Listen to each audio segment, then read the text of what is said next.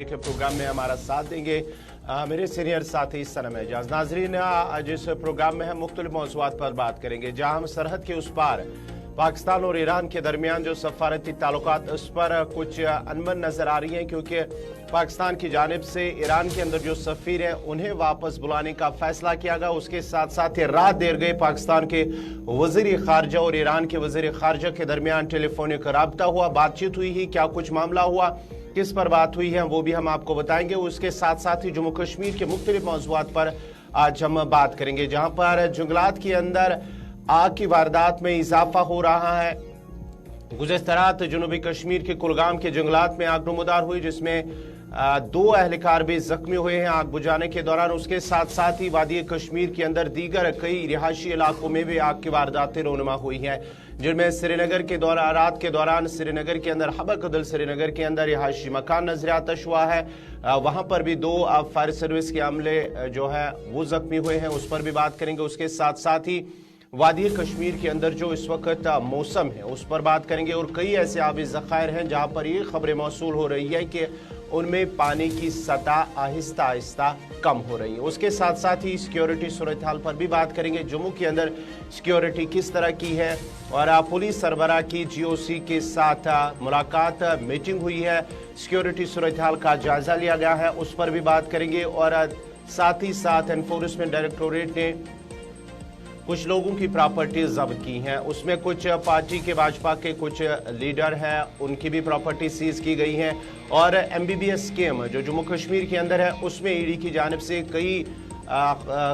लोगों के जो प्रॉपर्टीज़ हैं उन्हें सीज किया, बैंक अकाउंट मुंजमद किए हैं, उस पर भी तफसील के साथ हम बात करेंगे। लेकिन प्रोग्राम की शुरुआत तय फॉर्मेट के मुताबिक तारीख में आज के दिन के हवाले से। आज 18 जनवरी, आज मुल्की और आलमी सतह पर क्या कुछ हुआ है हम बताएंगे। सनम एजाज।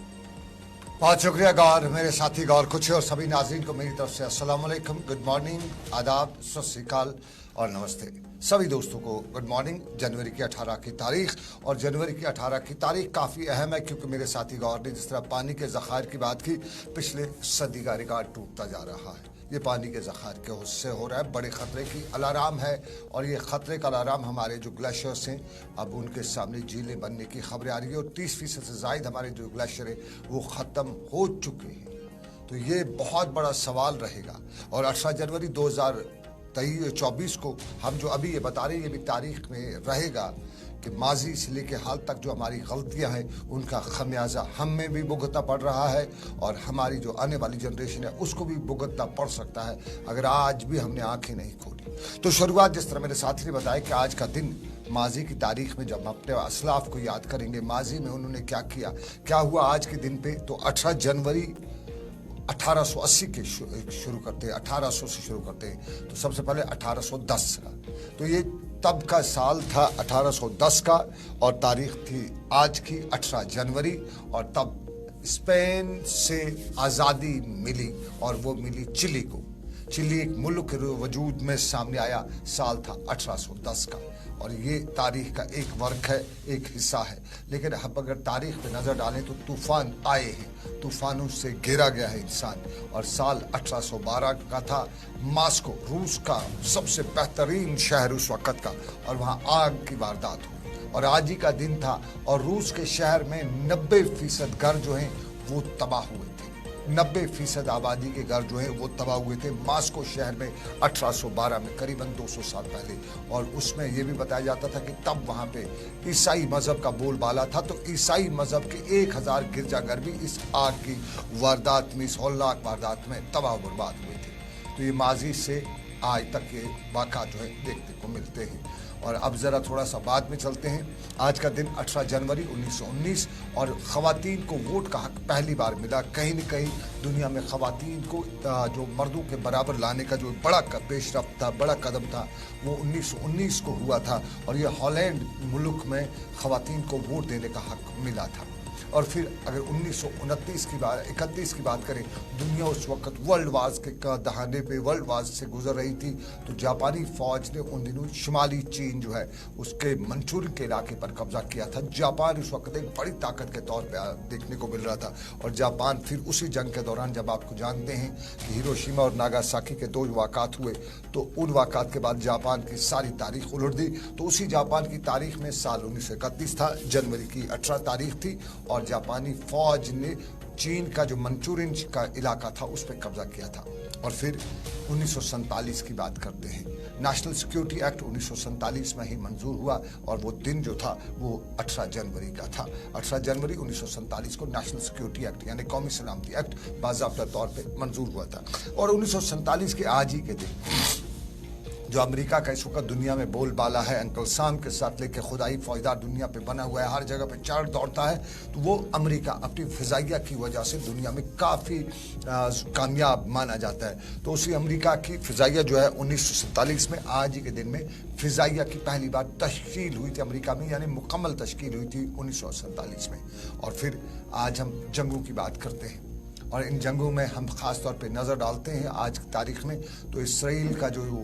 اس وقت صورتحال ہے، اسرائیل اور فلسطین کے غزہ کے شہر میں جو کچھ بھی ہو رہا ہے، اس کے بعد بہت سے لوگ افسوس کریں، اور اسی کے بیچ میں اگر دیکھا جائے تو 1983 آج کا دن اور لبنان اور شام یہ 2 ممالک ہیں، اور دونوں ممالک میں آج ہی کے دن پہ جنگ بھی چھڑنا شروع ہوئی تھی آج کا دن۔ اور پھر اس جنگ میں جہازوں کا ایک رول ہوتا ہے، اور ان جہازوں کو چلانے والوں کو پائلٹ کہتے ہیں۔ دنیا میں جو ہے پائلٹس صرف مردوں کو یہ حق دیا جاتا تھا، لیکن 1986 اور ہندوستان میں پہلی بار خواتین پائلٹ نے ممبئی میں جیٹ طیارہ اڑایا تھا۔ یہ سال تھا 1986 کا دن تھا آج کا، جب ہندوستان میں پہلی بار کسی خاتون پائلٹ نے جیٹ طیارہ اڑایا تھا، اور وہ ایئر بیس تھا ممبئی کا۔ تو یہ دنیا میں تاریخ کے آج کے دن اور تاریخ کے آج کے بھی دنوں کے حوالے سے بتاتے چلیں کہ ماضی میں ہماری تاریخ جو ہے سنہری بھی رہی ہے، کچھ ہماری ماضی کی تاریخ جو ہے اس میں بہت سے سوال جو ہیں آج کی دنیا کے مقابلے میں بہت سے سوال ہوتے ہیں، لیکن آج کی تاریخ میں بھی سب کچھ سفید نہیں ہے، کچھ تاریخ آج بھی دکھائی دے رہا ہے۔ دنیا کے کئی مسائل ہیں، اور ان مسائل میں سب سے بڑا مسئلہ ہے اسرائیل اور فلسطین جنگ، اور جنگ نہیں کہیں گے اس کو، دنیا کی کوئی طاقت جنگ نہیں کہہ سکتے، کیونکہ اسرائیل دنیا کی ایک بڑی طاقت، اور اس کے مقابل میں فلسطین جن کے پاس نہ پانی نہ کھانے کو کچھ نہ کچھ، سب سے گرا ہوا، اور اسرائیل نے پچھلے 70 سالوں سے گھیر کے رکھا ہوا ہے، ان پہ چڑھ دوڑا ہے۔ دنیا کے کچھ لوگوں سے جنگ کہتے ہیں، اور وہ حقیقت میں جنگ نہیں، کیونکہ جنگ تب ہوتی ہے جب آمنے اور سامنے والا دونوں کہیں نہ کہیں 50-50 نہ ہو، 40-50 30-60 30-70 اس طرح سے برابر ہو، لیکن یہاں اسرائیل اور فلسطین کا کوئی مقابلہ ہی نہیں ہے۔ فلسطین دنیا کا وہ ملک ہے جن کے پاس نہ کوئی جہاز ہے، نہ کوئی بندوق ہے، نہ کچھ ہے، تو ان کا جو جنگ، ان کی جو لڑائی ہو رہی ہے جو اس وقت، اس کو جنگ کہا جاتا ہے۔ تو اسی جنگ کے اثرات میں یہ بھی کہا جاتا تھا کہ دنیا چوتھی عالمگیر یعنی وہ 4th ورلڈ وار کی طرف منہ کرے گی۔ تو شروعات ہو چکی ہے، اور ان شروعات میں ہم نے دیکھا ہے کہ خلیجی کئی ممالک جو ہیں وہ اس میں شریک ہو چکے ہیں، ان پہ بھی یہ ساری جو سچویشن ہے بنتی ہوئی نظر آ رہی ہے۔ اور پھر ہوتیز کا معاملے کو لے کے امریکہ چڑھ بھی دوڑا ہے، اس نے وہاں پہ گولہ باری بھی کی ہے، اور اس ریڈ سی کو سیف زون قرار دینے کے لیے فوجیں بھی اتر چکی ہیں۔ کل 2 دن قبل بڑی خبر آئی تھی کہ پاکستانی نیوی جو ہے، جو ریڈ سی میں ہے، ان کے حوالے سے خبر آئی تھی کہ ان میں بغاوت شروع ہو گئی ہے، کیونکہ 200 کے زائد جو فوجی نیوی پاکستانی تھے جنہیں ریڈ سی میں ڈپلوائے کیا گیا تھا ہوتیوں کے حملے سے بچانے کے لیے، امریکہ اور اسرائیل کے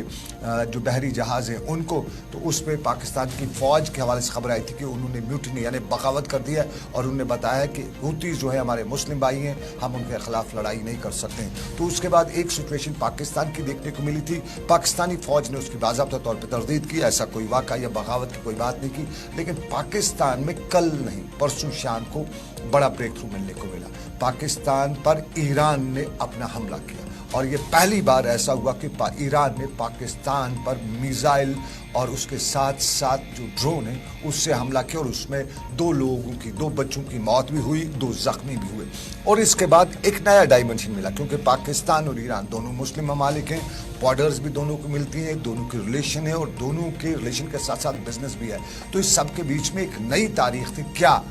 یہ جنگ جو ہے اب آتے آتے ادھر تک پہنچ گیا، کیونکہ فلسطین کی جنگ میں، فلسطین کے حالات میں، جنگ جسے نہیں کہا جا سکتا، اس میں ईरान खुल्लम खुला इसराइल की मुखालफत करता है, पाकिस्तान भी दबे लफ्जों में इसराइल की मुखालफत करता है, लेकिन खुल के पाकिस्तान पिछले 2-3 सालों से उस पर सामने नहीं आ रहा है। माजी की तारीख अलग है। तो उस सब के बीच में क्या जंग छिड़ चुकी है, इधर भी पहुंच चुकी है, सबसे बड़ा सवाल है। अभी तक इस हवाले से कहा नहीं जाता है, लेकिन जैसे परसों मिसाइल का हमला हुआ उसके बाद पाकिस्तान ने ईरान से अपने सफीर को वापस बुलाने का ऐलान किया, और पाकिस्तान की जो दफ्तर खारजा की तर्जुमान मुमताज़ जहरा बलोच, उन्होंने बताया कि ईरान के साथ तमाम आला सतही तबादलों का मुअत्तल करने का पाकिस्तान ने फैसला किया, और पाकिस्तान में ईरान का सफीर जो कल ईरान में था उसको पाकिस्तान न आने का बताया गया है। और पाकिस्तान के तर्जमान ने बताया कि पाकिस्तान की जानिब से अपना वफद ईरान से भी वापस बुलाने पर वो चाबार में जारी जो पाक Iran joint power border trade committee का इजलास हो रहा था उसको भी मुलतवी किया गया है, अपने वफद को भी वापस बुलाया है। और ईरान की पाकिस्तानी फ़िज़ाई हदूद की खिलाफ वर्जी करने पर पाकिस्तान ने बताया कि ये वफद जो है वापस बुलाया है चाबार से। चाबार एक पोर्ट है, और उस पोर्ट पे कहीं न कहीं इंडिया भी उसमें कहीं इन्वॉल्व है, और इसी जो मिसाइल हमला हुआ इसी दौरान हिंदुस्तान के वज़ीर ख़ारजा भी ईरान में थे, जॉइंट प्रेस कॉन्फ्रेंस भी वहाँ पे हुई थी। और ये सब चीज़ें जो उस वक्त हुई जब बलूचिस्तान के इलाके में सारे मामला देखने को मिले, और पाकिस्तानी वफद में जो चीफ कलेक्टर जो कस्टम बलोच हैं, और गवादर जो पाकिस्तान की पोर्ट बन रही है उसमें भी जो लोग शामिल हैं, और फिर कोयटा और गवादर चैम्बर्स के तिजारती वफूद थे वो सब वापस बुलाए गए। तो एक बार फिर पाकिस्तान और ईरान के दरमियान जो तल्खियां हैं वो बहुत लेवल जो उसकी लेवल जो है बहुत ऊंची हो गई।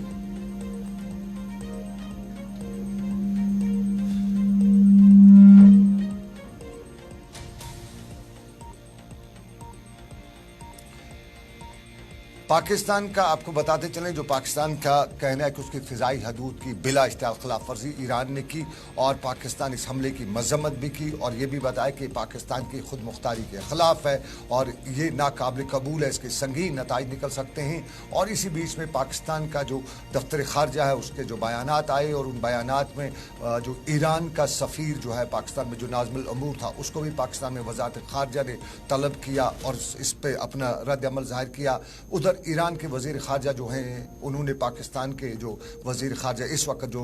निगरान हुकूमत है पाकिस्तान की, उनके वज़ीर ख़ारजा जलील अब्बास जिलानी से रब्ता भी किया। और इस सारे जो इस वक्त सिचुएशन है, जो तनाव पैदा हुआ है, इस हवाले से इस टेलीफोनिक रब्ता जो है इसमें काफ़ी अहमियत मानी जा रही है। ये थोड़ा सा आपको बताते चले, पाकिस्तान का जो वज़ारत ख़ारजा का तर्जुमान है उन्होंने बताया कि युगांडा के शहर कंपाला में जो इस वक्त इजलास हो रहा था और पाकिस्तानी वज़ीर ख़ारजा पाकिस्तानी वफद को लेकर वहाँ पर गए हुए थे, वहीं पे उन्हें ईरान के वज़ीर ख़ारजा की जो टेलीफोन कॉल मौसूल हुई है, और इस सारे वाक़े पर दोनों ने एक दूसरे पर अपना रद्द-ए-अमल ज़ाहिर किया है। पाकिस्तान का कहना है कि उनकी खुद मुख्तारी पर हमला है। वैसे थोड़ा सा याद रखिएगा, पाकिस्तान में खुद मुख्तारी नहीं बल्कि इसलिए हाफिज़ दवाखाने की दवाई चल रही है, बूटी चल रही है, वहाँ खुद मुख्तारी की सब दुनिया जानती है, कोई ऐसा मामला नहीं है। लेकिन फिर भी मुल्क है, और इस मुल्क में जो ईरान ने किया उस पर पाकिस्तान कहता है कि हमें उस पर जो इश्तियाल अंगेज़ी की हम इसका जवाब देने का हक महफूज रखते हैं। तो ये बहुत बड़ा जो मामला है इस सारे मामले में कहीं न कहीं, क्योंकि ईरान भी मुसलमान पाकिस्तान भी मुसलमान, दोनों के जो रिलेशंस आपस के हैं उन रिलेशंस बहुत बेहतर रिलेशंस थे, और दोनों एक दूसरे को गैस, दूसरे जो पेट्रोल डीजल है या पेट्रोकेमिकल्स हैं उसका जो है सभी तबादला ख्याल जो है बिजनेस किया करते थे। तो ये जो सारा मामला है, क्योंकि एक तरफ से रेड सी में पाकिस्तान की नेवी उसका जाना, और उसके बाद ईरान की तरफ से मिसाइल अटैक। ईरान ने साफ ज़ाहिर बताया है, ये जो पहले जो ईरान की इरना न्यूज़ एजेंसी थी उनने पहले बताया था कि पाकिस्तान के बलूचिस्तान शहर में जो टेररिस्ट थे, मिलिटेंट्स थे या दहशतगर्द थे जो ईरान पे हमला कर रहे थे, उनके जो बेस है उनको उड़ाया गया है। और उस दिन ईरान ने ये भी दावा किया कि उन्होंने मोसाद यानी इसराइल की जो इंटेलिजेंस एजेंसी है उनके जो हेडक्वार्टर है उसको भी तबाह किया, लेकिन वो मोसाद का हेडक्वार्टर इराक के पास में था। और ये मिसाइल हमले उसने 2-4 किए, पाकिस्तान पे भी हुआ। तो ये जो सिचुएशन है, पाकिस्तान ईरान कहीं न कहीं जाते हुए वर्ल्ड वार 4 की तरफ जा रही है। और एक बड़ा खदशा है कि कहीं जो पाकिस्तान पे इस वक्त डायरेक्टली अमेरिका का कंट्रोल है, डायरेक्टली कहा जाता है, अब नाम सिर्फ पाकिस्तान में जो है हाफिज़ साहब का लिया जा रहा है, हाफिज़ दवाखाने का, लेकिन सवाल ये है कि कहीं न कहीं अमेरिका की सारे मामलात में कुछ लोग ये जो तज्जिया निगारें اس کے منشا پہ یہ سب کچھ اس وقت ہو رہا ہے. تو یہ ایک بڑا المیہ ہے. دنیا 4th ورلڈ وار کی طرف جا سکتی ہے, اب جا چکی ہے, لیکن آنے والے وقت میں کیا کچھ ہوگا اس پہ ہمیں دیکھنا پڑے گا. اور اب ذرا بتا دیجیے ہمارے ناظرین کو. بالکل. تو پاکستان اور ایران کے درمیان جو تناظر اس وقت فی الحال چل رہا ہے, پاکستان کی جانب سے سفیر کو واپس بلایا گیا, لیکن گزشتہ رات ہی دونوں وزرائے خارجہ کے درمیان ٹیلی فونک رابطہ ہوا, بات چیت ہوئی, معاملات کو لے کر حل کرانے کی بہت کوشش کی جا رہی ہے. لیکن بڑھتے آگے بات ذرا جموں کشمیر کی کرتے ہیں, کیونکہ مرکزی حکومت کی جانب سے جموں کشمیر کی 10 جیلوں میں پاور فینسنگ سسٹم کی سپلائی اور انسٹالیشن کو لے کر اس میں کچھ بے ضابطگیاں ہوئی ہے, اور اس تحقیقات کے لیے ڈائریکٹر جنرل پولیس کے ساتھ ساتھ ایک فیکٹ فائنڈنگ کمیٹی تشکیل دے دی گئی ہے. اور اس کے ساتھ ساتھ ہی ڈی جی پی کے علاوہ کمیٹی کے اراکین میں حکومت کے commissioner secretary, general administration department اور ہوم ڈپارٹمنٹ شامل ہے. اور جو حکم نامہ گزشتہ روز حکومت کی جانب سے جاری کر دیا گیا ہے, اس کے مطابق کمیٹی کیس کے تمام پہلوؤں کا جائزہ لے گی, جس میں سپلائی آرڈر جاری کرنے کے وقت محکمہ جیل خانہ جات کے افسران اور اہلکاروں کی طرف سے جو کارروائیاں کی گئی ہیں یا جو ٹینڈر جاری کر دیے گئے اس میں جو شرط و ضوابط رکھے گئے ہیں اس پر عمل کیے بغیر جو کنٹریکٹ الاٹ کیا گیا ہے, اس معاملے کو لے کر جو بے ضابطگیاں سامنے آئی ہیں اس کو لے کر یہ کمیٹی تشکیل دی گئی ہے. اور کمیٹی کو جیلوں کی تنظیم کے افسران اور اہلکاروں کی جانب سے جو کوتاہی برتی گئی ہیں اس کمیشن کی ذمہ داری کا تعین کرنے کا بھی کام سونپا گیا ہے. اور اب یہ جو کمیٹی ہیں جو تشکیل دی گئی ہیں یہ اپنے سفارشات کے ساتھ 30 دنوں کے اندر اندر, یعنی کل جو آرڈر جاری ہوا ہے اس کے ساتھ ساتھ ہی 30 دنوں کے اندر اندر یہ اپنی رپورٹ سفارشات کے ساتھ مرکزی حکومت کو سونپے گی, اور مرکزی حکومت پھر اس پر کیا کچھ رد عمل ان کا آئے گا, کیا کچھ کارروائی کریں گے, کون لوگ اس میں شامل ہوں گے, ملوث ہوں گے, ان کے خلاف باضابطہ طور پر کارروائی کی جائے گی. لیکن فی الحال جو کمیٹی ہیں وہ تشکیل دی گئی ہیں اور 30 دنوں کے اندر اندر وہ اپنی سفارشات کے ساتھ مرکزی حکومت کو اپنی رپورٹ سونپ دیں گے. تو یہ تھی جیل کے حوالے سے خبر. اب ذرا بڑھتے ہیں آگے, بات ذرا جموں کشمیر کی کریں, کیونکہ جموں کشمیر کے اندر انفورسمنٹ ڈائریکٹوریٹ کی جانب سے اب ایک اور بڑی کارروائی کی گئی ہے. گزشتہ روز 5 افراد کو MBBS اسکیم جو جموں کشمیر کے اندر جو سرحد پار کچھ نوجوانوں کو, کچھ طلباء کو MBBS یعنی کہ ڈاکٹر کی ڈگری, ڈاکٹر کی ڈگری جو ہے حاصل کرنے کے لیے انہیں بھیجتے تھے چند سال پہلے. اس سلسلے میں تحقیقات چل رہی تھی, کچھ لوگوں کو گرفتار بھی کیا گیا تھا. اب انفورسمنٹ ڈائریکٹوریٹ کی جانب سے اس گھوٹالے میں 5 جو متعدد افراد ہیں ان کے 5 کروڑ روپے کی جائیداد ضبط کر دی گئی ہیں. اور اس کے ساتھ ساتھ ہی جو ED کی جانب سے جو جائیداد ضبط کی گئی ہیں ان میں محمد اکبر بٹ کا نام سامنے آیا ہے. اس کے ساتھ ساتھ ہی کچھ دیگر لوگوں کا بھی نام اس میں شامل کیا گیا ہے. فاطمہ شاہ, قاضی یاسر, محمد عبداللہ شاہ, محمد اقبال میر, اور اس کے ساتھ ساتھ ہی دیگر افراد کے ساتھ غیر منقولہ جائیداد اور جو بینک اکاؤنٹس ہیں انہیں شامل کے ان میں انہیں ضبط کیا گیا ہے. یہ ED کی جانب سے کل کارروائی کی گئی ہے, کیونکہ ان کا ماننا ہے کہ جو MBBS اسکیم ہے اس میں بڑے لوگوں نے جو ہے منی لانڈرنگ کی ہے. اس سلسلے میں اب ED کی جانب سے تحقیقات چل رہی تھی اور اب یہ کارروائی کرتے ہوئے قریب 5 کروڑ روپے کی جائیداد جو ہے وہ ضبط کی گئی ہیں اور جو بینک اکاؤنٹس تھے انہیں بھی سیز کیا گیا ہے. بالکل گور, یہ بہت پرانا اسکیم ہے کشمیر میں. جو یوجولی اس سے جو میڈیکل اسکیم کہا جاتا ہے, اس کے تحت پاکستان میں جو جموں کشمیر کے بچوں نے MBBS یا دوسری ڈگریاں حاصل کرنے کے لیے گئے تھے وہ اسکیم جو ہے بہت پہلے سے تھا. اور اس اسکیم میں سوال کئی بار اٹھے تھے, جموں کشمیر کی عوام نے بھی اٹھائے تھے. اور اگر حقیقت دیکھا جائے تو اس میں ایک سوال یہ بھی تھا کہ تب جو الزام لگتے تھے کہ پاکستان, چونکہ وہ پاکستان کشمیر پہ اپنا حق جتاتا ہے, اکثر جتاتا رہتا ہے, تو اسی حق کے حوالے سے وہ جموں کشمیر کے بچوں کو, خاص طور پہ وہ بچے جو مارے گئے ہیں, جن کے والدین مارے گئے ہیں پاکستان کے مطابق, جو ہندوستان کے ساتھ وہ لڑ رہے تھے اس میں, یا ملیٹنٹس کے بچے, ان کو پاکستان میں ڈگری نوکریاں دی جاتی تھیں. لیکن ان ڈگریوں کو یہاں پہ ان لوگوں کو نہیں دیا گیا, یوجولی بیچا گیا. یہ پہلے سوال اٹھا تھا. ان کے اس کے جو پاکستان جن کو ایڈمیشن دیا جاتا تھا وہ یہاں کے وائٹ کالر کے بچے تھے, ان کے بھی بچے تھے, نام کسی اور کا تھا اور نام کسی اور کا دیا جاتا تھا. وہ سب سے پہلا سوال اٹھا تھا. اور یہاں سے جو اس وقت ریپرزنٹیٹیو تھے پاکستان وغیرہ کے, وہ یہاں سے ان بچوں کو لے جاتے تھے جن کا اس سے دور दूर दूर का वास्ता नहीं था, या जिनके पेरेंट्स को उसका दूर दूर का वास्ता नहीं था, और बाज़ाब्ता तौर पे उनको बेचा जाता था। उन सीटें जो पाकिस्तान में एडमिशन दिए जाते थे उनसे पैसे लिए जाते थे। तो ये एक सवाल बहुत पहले होता था। दूसरा बात में चूँकि वो सारा मामला कई बार जो है सुर्खियों में रहा है, और उसके बाद अब ये जो मामला है ईडी ने कुछ जो उनके यहाँ से ले जाने वाले या बीच में, क्योंकि उसमें ईडी का इल्ज़ाम है कि ये जो पैसा है जो इन सीटों को बेचने के बाद ये जो है ये मिलिटेंसी में इस्तेमाल किया गया है। तो ईडी ने उस पर छापेमारी की, उस पर ईडी ने ज़मीनें जो है प्रॉपर्टीज़ हैं 5 करोड़ की जो गैर मनकूला जायदादें हैं वो जो है ज़ब्त की हैं, और इसमें कुछ बड़े नाम भी हैं, जिस तरह मोहम्मद अकबर भट्ट का है। मोहम्मद अकबर भट्ट जो है वो श्रीनगर के रहने वाले हैं। फातिमा शाह जो हैं वो भी एक खातून हैं। अल्ताफ़ अहमद भट्ट हैं, और इस तरह से कुछ और नाम भी हैं। माजी में भी इस तरह से जम्मू कश्मीर पुलिस ने कई मामला में तहकीकात की थी, कोई नाम सामने आए थे, और ये पाकिस्तान के कॉलेजों में इंजीनियरिंग से लेके MBBS जो है वगैरह उसमें 10 से 15 लाख रुपए का जो बच्चों से लिया जाता था, और फिर उन पैसे का या तो अपने लिए इस्तेमाल किया जाता था, या जिस तरह ईडी कहती है, पुलिस कहती है कि ये मिलिटेंसी को बढ़ावा देने के लिए इस्तेमाल कराया जाता है। ख़ासतौर पे पत्थरबाजी का जो वाक़ा थे उसमें जो है इल्ज़ाम है, ईडी का इल्ज़ाम है कि उसमें इस्तेमाल होते थे। और इसमें पाकिस्तान में कुछ लोग जो हैं उनके साथ एक जो जिन्हें आमतौर पर हैंडलर्स कहते हैं, उन हैंडलर्स के साथ ये सारा मामला होकर चलता जा रहा था। तो ईडी की एक कार्रवाई, लेकिन इंतज़ामिया ने दूसरी कार्रवाई भी की है। ईडी की कार्रवाई के साथ साथ इंतजामिया ने दूसरी कार्रवाई किश्तवाड़ के इलाके में की है, और बीजेपी के सीनियर लीडर और साबका वजीर बाली भगत की ज़मीन जो है, जो बाली भगत के मुताबिक उनकी आबाई ज़मीन ही और उन्हें वो ट्रस्ट को हत्या की हुई थी, उसको कल सीज किया है। ये DC किश्तवाड़ है, उनके अहकामात पर किया गया है, और बताया गया है कि ये जो इंतज़ामिया है, ज़िला इंतज़ामिया जो DC की वहाँ के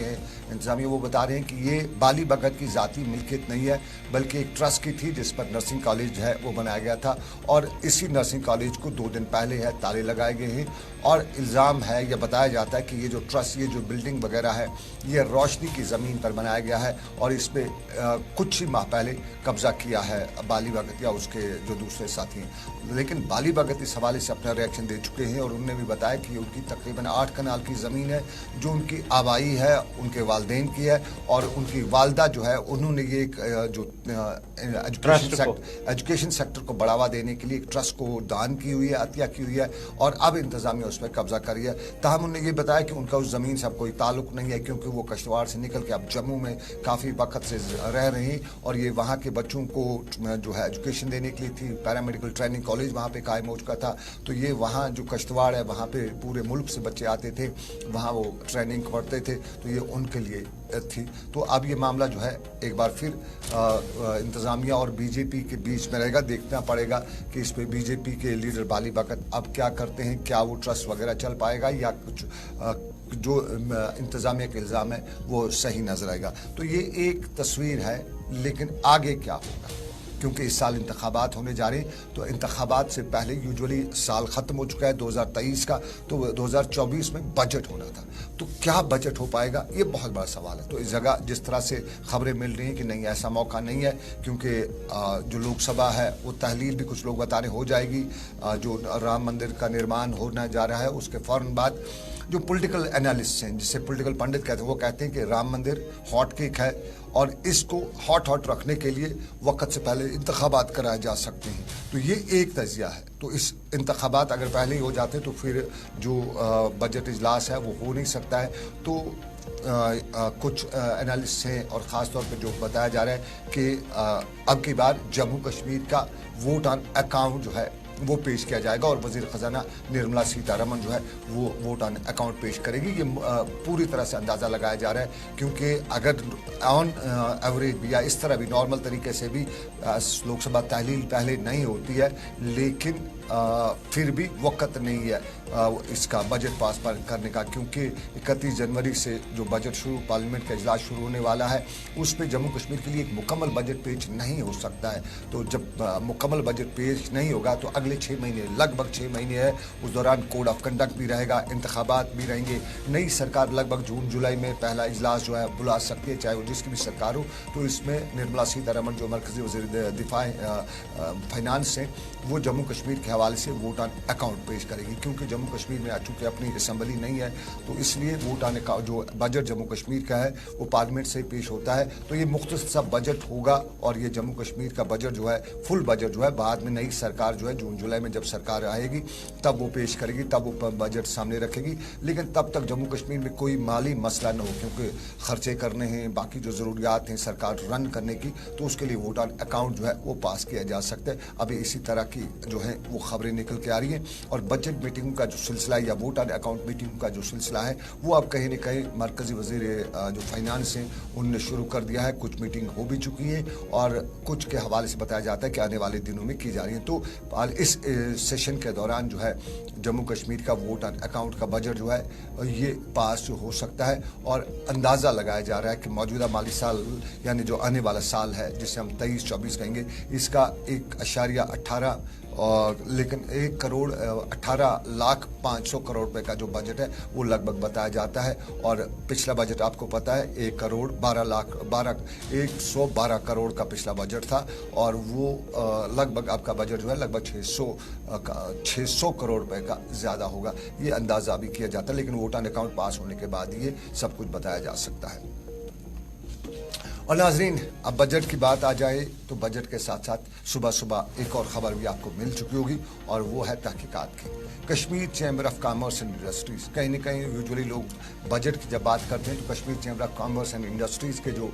बिजनेस टाइकून्स हैं उसके साथ जो जुड़े लोग हैं उनसे बजट के बारे में पूछा जाता है। लेकिन आज उनसे बजट के बारे में नहीं पूछा जा रहा है, अब उनसे जो है कंपनीज एक्ट में जो सेक्शंस हैं उनके हवाले से पूछा जाएगा। और बाज़ाब्ता तौर पे जो डीजी कॉर्पोरेट अफेयर्स से रजिस्ट्रार ऑफ कंपनीज, उन्होंने श्रीनगर के रजिस्ट्रार ऑफ कंपनीज को हिदायत दी है कि वो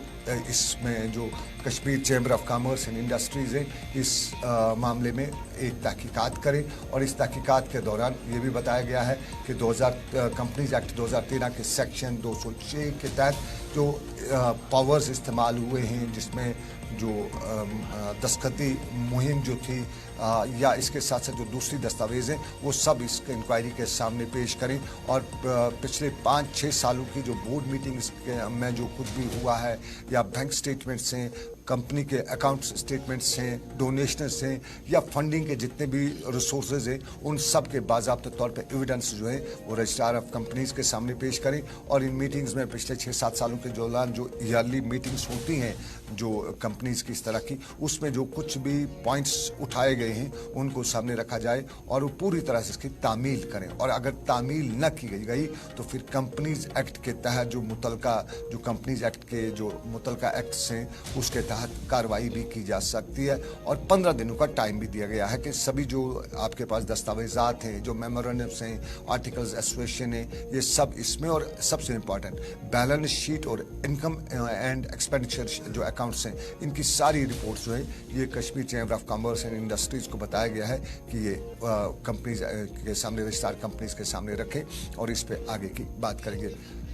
लेकिन आपको नाज़रीन बताते चलें ये आज के बोर्ड मीटिंग्स वगैरह जो कुछ भी उसमें है उसके हवाले से, लेकिन अभी तक के सलाम जेके में ये कुछ मामलात, अभी और मामलात हैं, उन मामलात पे आगे बढ़ेंगे। लेकिन एक छोटा सा तजारती वक्फा लेंगे, हम ब्रेक के बाद वापस मिलेंगे। तूफ़ान बरपा है और इस तूफ़ान में इलाज कहाँ से होगा ये नज़र नहीं आ रहा है। वो क्या इलाज है, कौन सा तूफ़ान है, वो हम आपको बताएंगे लेकिन ब्रेक के बाद।